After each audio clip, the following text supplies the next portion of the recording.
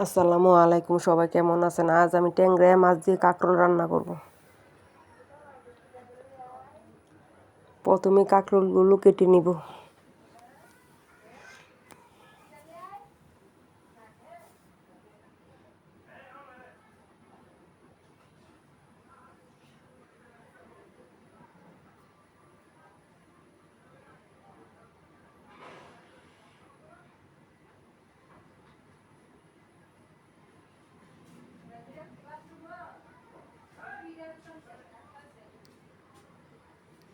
মাছগুলো ভেজে নিব এখন।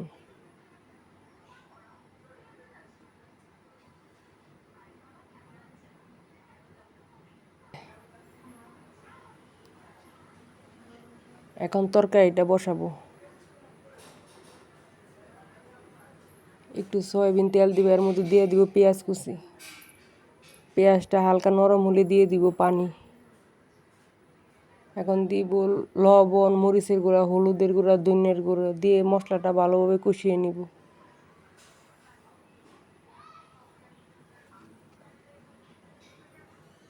মশলাটা কষানো হয়ে গেছে, এখন দিয়ে দিব কাঁকরোল।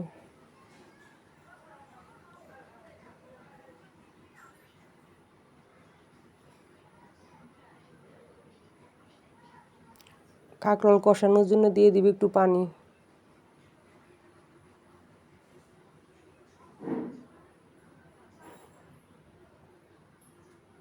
কাঁকরোল কষানো হয়ে গেছে, দিয়ে দিব পানি।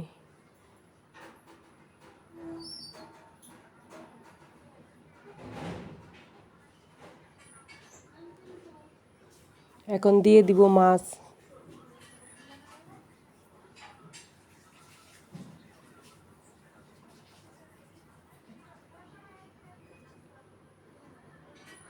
হয়ে গেছে ট্যাংরা মাছ দিয়ে কাঁকরোলের ঝোল।